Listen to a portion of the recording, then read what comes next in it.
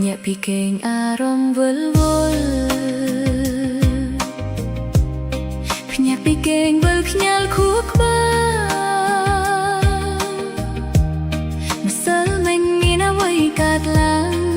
ឬព្រោះខ្ញុំផឹកសូរ៉ាឈឺចាប់បេះដូងមិនដឹងខ្លួនមានអារម្មណ៍ដូចចាំតិចមានអារម្មណ៍